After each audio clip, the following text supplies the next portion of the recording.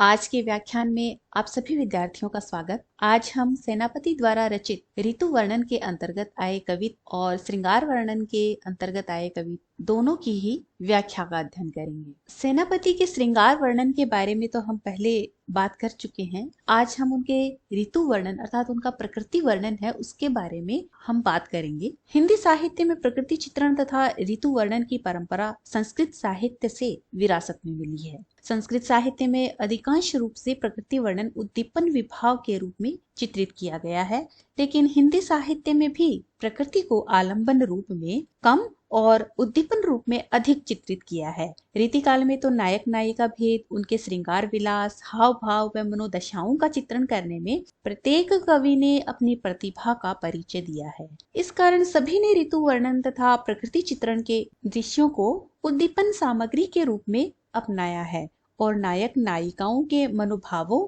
और श्रृंगार विलासों को उद्दीप्त करने के लिए प्राकृतिक उपादानों का सामग्री रूप में उपयोग किया है। लेकिन सेनापति इस संबंध में अपवाद रहे हैं। इन्होंने षड ऋतुओं का विस्तार से वर्णन कर प्रकृति का आलंबन रूप में वर्णन किया। सेनापति के काव्य में प्रकृति का मनोरम चित्रण हुआ है। उन्होंने षड ऋतुओं का वर्णन करते हुए प्रकृति को आलंबन रूप, उद्दीपन रूप और आलंकारिक रूप में चित्रित किया है। फिर भी प्रकृति का आलंबन रूप में वर्णन करने में इन्हें विशेष ख्याति प्राप्त हुई है। षड ऋतुओं के वर्णन में सेनापति ने बसंत ऋतु की प्राकृतिक छटा का आकर्षक वर्णन किया है, जिसकी आज हम व्याख्या करेंगे। उस काल में भंवरे, कोयल आदि को बड़ा ही प्रभावित रूप से दर्शाया गया है। षड ऋतुओं के वर्णन में सेनापति ने प्रकृति के अनेक रंगों के चित्र उभारे हैं। एक और ऋतु परिवर्तन के कारण प्रकृति में जो नवीनता आती है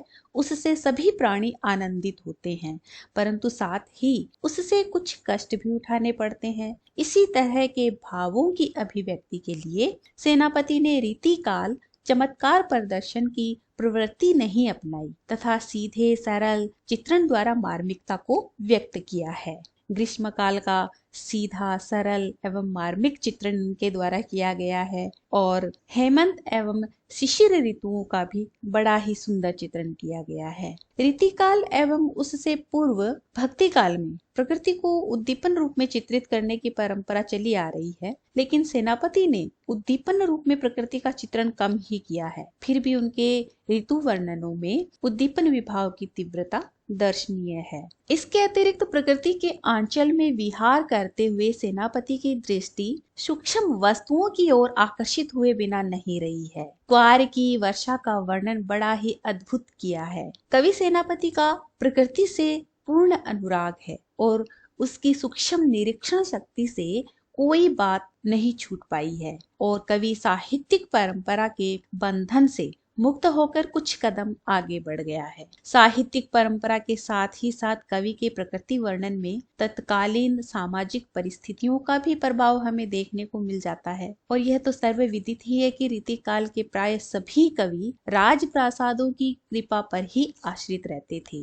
अपने आश्रयदाता राजा की चाटुकारिता में काव्य रचना करना और अपनी जीविका चलाना ही उनके काव्य का चरम लक्ष्य था। तो उनकी आंखों के सामने अधिकांश राज दरबारों की चमक दमक और ठाठ बाट ही रहते थे। उन्हीं का वर्णन करना उनके काव्य का आदर्श रहता था। सेनापति ने भी प्रचलित प्रथा के अनुरूप अपने ऋतु वर्णन में राजप्रासादों की स्थिति का ही अधिक वर्णन किया है। सेनापति की दृष्टि ग्रीष्म काल में तहखानों की सफाई, जल यंत्रों के संचालन और नाना प्रकार के प्रलेप, गुलाब जल आदि पर टिकी रहती है। इसी प्रकार शीतकाल में भी कवि की दृष्टि पहले गर्म हमाम, फिर बढ़िया शाल, दुशालों पर ही टिकी है। किंतु जिस प्रकार कवि ने साहित्यिक परंपरा को तोड़कर प्रकृति का निखरा रूप हमारे सम्मुख रखने का प्रयत्न किया है, उसी प्रकार सामाजिक विषमताओं की ओर भी उसका ध्यान गया है। तहखानों की जलयंत्रों के साथ साथ वह जेठ की तपती हुई दोपहरी में जो लू के थपेड़े खाते हुए निर्बल व्यक्ति को उन्होंने नहीं भुलाया है। बड़े हमाम व रंगीन दुशालों के साथ साथ अलाव जलाकर तापते हुए जनसाधारण पर भी उसकी दृष्टि गई है। वहां पर परंपरा से मुक्त होने के कारण ऐसे वर्णन में अधिक सजीवता और मौलिकता दिखाई देती है। इसलिए श्री उमाशंकर शुक्ल के शब्दों में यह कहा जा सकता है कि सेनापति के ऋतु वर्णन में ऋतुओं के उत्कर्ष को वर्णित करने की चेष्टा विशिष्ट रूप से देखी जाती है, जिसमें उनकी सूक्ष्म निरीक्षण शक्ति और अलंकार प्रियता ने और भी अधिक शोभा उंडेल कर रख दी है। इस तरह सेनापति ने मार्मिक स्थलों के चुनाव में अति भावुकता का परिचय दिया है। सेनापति ने ऋतु वर्णन के द्वारा प्रकृति के जो सुंदर चित्र उभारे हैं, उनके साथ ही उन्होंने प्रकृति के तत्कालीन प्रभाव का भी स्वाभाविकता से चित्रण किया है। अन्य रीतिकालीन कवियों के समान ऋतुगत कष्टों से बचने के लिए सेनापति ने जहाँ विलास सामग्री की चर्चा की है, वहाँ उन्होंने धनी और निर्धन के बीच स्पष्ट विभाजक रेखा खींचकर स्वाभाविकता का पूर्ण निर्वाह किया है।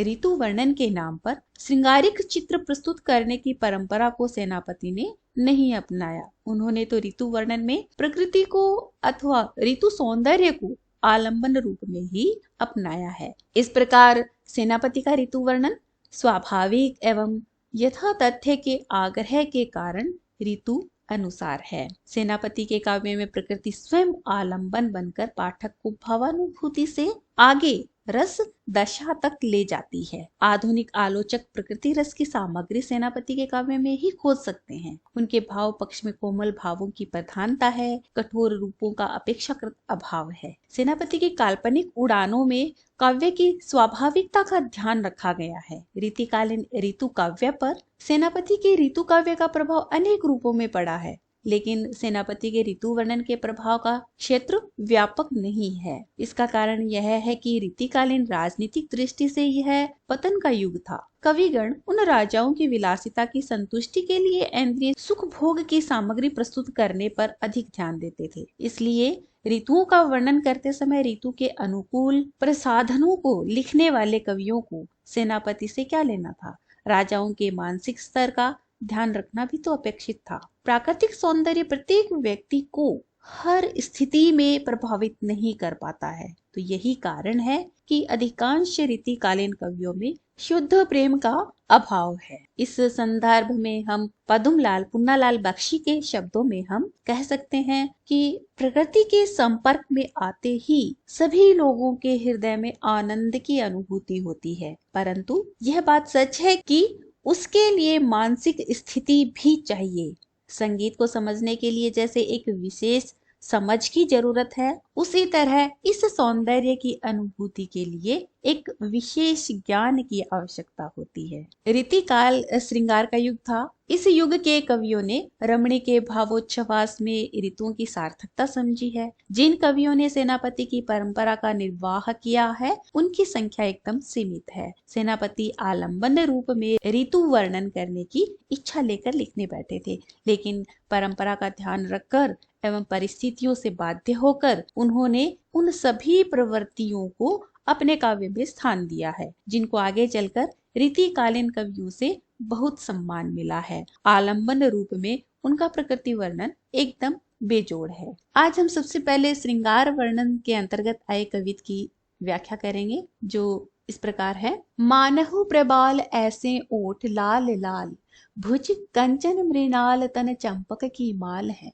लोचन विशाल देख मोहे गिरधर लाल, आज तू ही बाल तीनी लोकों में रसाल है। तेरी तरुणाई सेनापति बनी आई, चाल चलत सुहाई मानो मंथर मराल है। नेक देख पाई मोपे बरनी न जाई, तेरी देह की निकाई सब गेह की मसाल है। तो यह अवतरण या यह पद सेनापति द्वारा रचित श्रृंगार वर्णन से संबंधित है और इसमें कवि ने नायिका की रूप माधुरी का अर्थात रूप सौंदर्य का यहाँ पे वर्णन किया गया है। तो कवि ने इस प्रकार वर्णन किया है कि मानहु प्रबाल ऐसे ओठ लाल लाल, भुज कंचन मृणाल तन चंपक की माल है। मानव अर्थात मानो, प्रबाल प्रबाल कहा जाता है मूंगा को जो लाल रंग का होता है, और मृणाल का अर्थ होता है कमल की नाल, और कंचन सोना या स्वर्ण, और चंपक एक पुष्प का नाम। इस प्रकार कवि ने वर्णन किया है कि हे नायिका,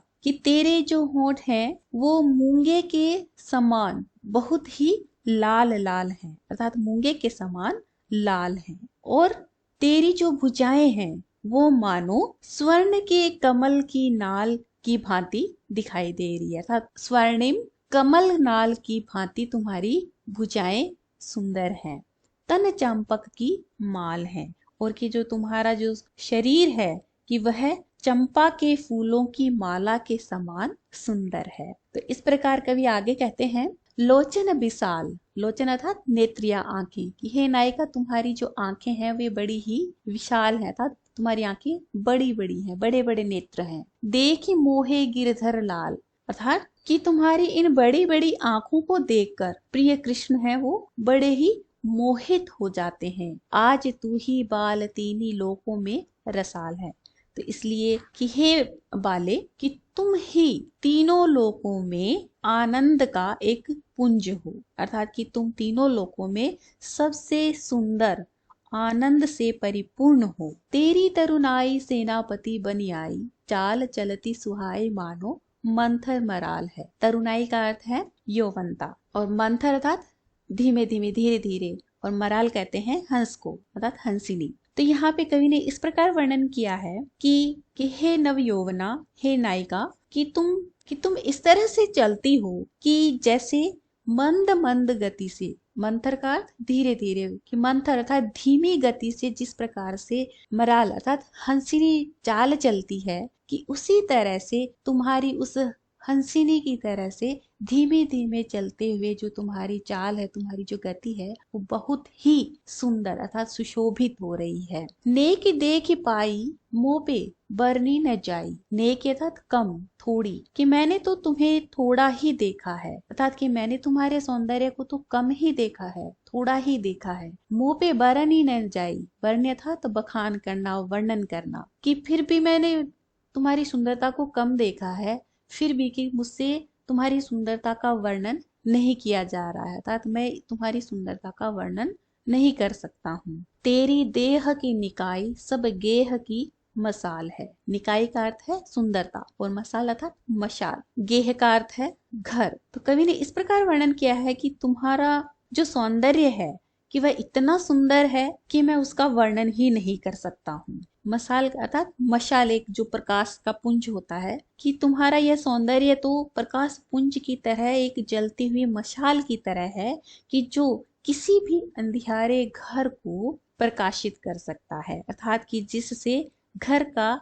कि तुम्हारे इस रूप सौंदर्य रूपी जो मशाल है, उसका जो प्रकाश पुंज का जो उजाला है, कि उससे अंधियारे घर का भी अंधकार है वह दूर हो जाता है, अर्थात पूरा घर प्रकाशित हो जाता है। तो इस प्रकार कवि ने इस पद में नायिका के होठ, भुजाएं और शारीरिक सुंदरता का यहाँ पे वर्णन कर उसकी जो मंद मंद धीरे धीरे चलने की जो हंसिनी की तरह जो चाल है, उसको बड़ा ही आकर्षक बताया गया है। और घर को प्रकाशित कर देने वाली एक मशाल अर्थात रोशनी बता करके कवि ने उससे घर की आकर्षक दशा का भी यहाँ पे वर्णन किया है। तो यहाँ पे रूप सौंदर्य का ऊहात्मक वर्णन हुआ है, और इस पद में अनुप्रास अलंकार के साथ साथ उपमा अलंकार का वर्णन हुआ है, और तेरी तरुणाई सेनापति बनी आई, चाल चलती सुहाई मानो मंथर मराल है। और इस पंक्ति में उत्प्रेक्षा अलंकार का वर्णन हुआ है, और इस पद में असंगति अलंकार का भी वर्णन किया गया है। और यह एक कवित छंद है और इसकी भाषा ब्रज है। अगला पद देखते हैं। यह पद प्रकृति चित्रण के संबंध में है, और इसमें कवि के द्वारा किए गए षड्ऋतु वर्णन के अंतर्गत बसंत ऋतु का इसमें वर्णन किया गया है, जो इस प्रकार है। बरन बरन तर फूले उपवन बन, सोई चतुरंग संग दल लहियत है। बंद जी में बोलत, यहाँ पे बीर नहीं कीर आएगा, कीर कोकिल है। गुंजन मधुप गान गुन रहियत है। आवे आस पास पुहपन की सुबास, सोई सौंधे के सुगंध मांझ सने गहियत है। शोभा को समाजु सेनापति, सुख साजु आज, आवत बसंत ऋतु राजु कहियत है। तो इस अवतरण में कवि ने ऋतु वर्णन के प्रसंग को यहाँ पे लिया गया है, और इसमें बसंत ऋतु को एक राजा की तरह दर्शाया गया है, अर्थात बसंत ऋतु को ऋतुओं का राजा कहा गया है। और ऋतुराज अर्थात ऋतु का राजा नाम को सार्थक बतलाया गया है कि बसंत ऋतु को राजा किस प्रकार से कहा जाता है। तो कवि ने इस प्रकार वर्णन किया है। बरन बरन तरु फूले उपवन वन, सोई चतुरंग संग दल लहियत है। बरन बरन अर्थात बरन का अर्थ होता है वर्ण, रंग। तो बरन बरन अर्थात अनेक रंगों के, अलग अलग रंगों के। तरु का अर्थ होता है वृक्ष या पेड़, और फूले अर्थात फूलों से लदे हुए हैं। उपवन अर्थात बाग बगीचे, और वन और चतुरंग अर्थात चतुरंगिनी सेना के बारे में यहाँ पे कहा गया है, जिसमें हाथी, घोड़े, रथ और पैदल सैनिक होते हैं। उसको चतुरंगिनी सेना कहा जाता है। दल का अर्थ सेना, और लहियत अर्थात साथ में लेकर के, सुसज्जित हो करके। बरन बरन तरु फूले उपवन वन, सोई चतुरंग संग दल लहियत है।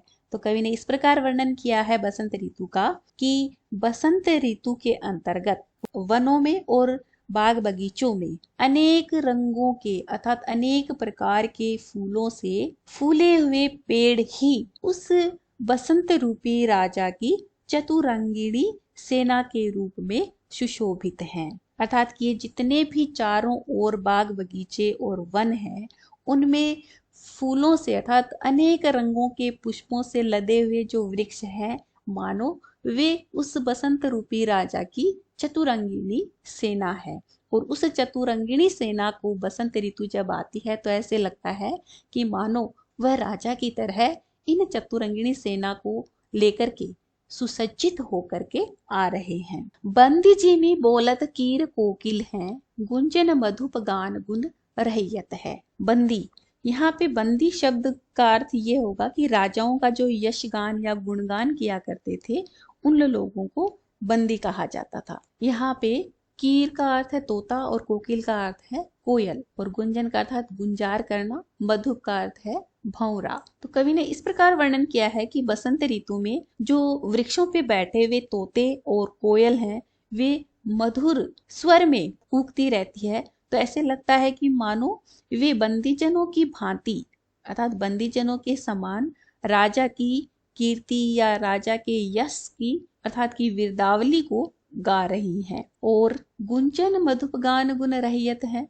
अर्थात कि जो भंवरे हैं वे गुण ग्रहण करते हुए अर्थात कि पुष्प रस का पान करते हुए, ऐसे लगता है कि जिस प्रकार से वे पुष्पों पे मंडराते हुए गुंजार करते हैं, तो ऐसे लगता है कि मानो वे यशगान गाते हुए गुंजार कर रहे हैं। आवे आस पास पुहपन की सुबास, अर्थात बसंत ऋतु में आस पास से अर्थात कि चारों ओर से फूलों से आने वाली जो खुशबू है, सुगंध है, कि वह चारों ओर प्रसारित रहती है। तो सौंधे के सुगंध मांझ सने गहियत है। उसी प्रकार से राजाओं के महलों में भी सर्वत्र अर्थात हर जगह फूलों की सुगंध ही महक रही है। तो सेनापति आगे कहते हैं कि शोभा को समाजु सेनापति सुख साजु आज, आवत बसंत ऋतु राज कहियत है। कवि सेनापति कहते हैं कि जो शोभा के समूह वह सुखपूर्ण अर्थात समस्त सुख साज सुविधाओं से युक्त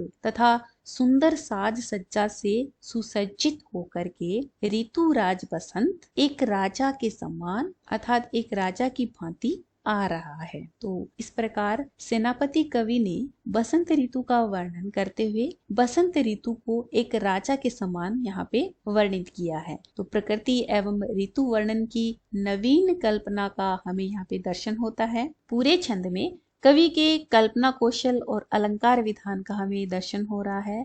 बसंत ऋतु में प्रकृति की शोभा के सभी परंपरागत चित्र उपस्थित किए गए हैं और इस पद में प्रसाद गुण का वर्णन हुआ है और भाषा में सहज प्रवाह थोड़ा कम है। कवि के विशुद्ध शब्द भंडार का हमें इसमें प्रमाण मिलता है। इस पद में अनुप्रास अलंकार के साथ साथ विप्सा अलंकार और बरन बरन शब्द आया है, तो इसमें पुनरुक्ति प्रकाश अलंकार का वर्णन हुआ है और सांगरूपक अलंकार तथा उपमा अलंकार का यहाँ पे वर्णन किया गया है। और यह एक कवित छंद है और इसका नाद सौंदर्य बड़ा ही प्रशंसनीय है।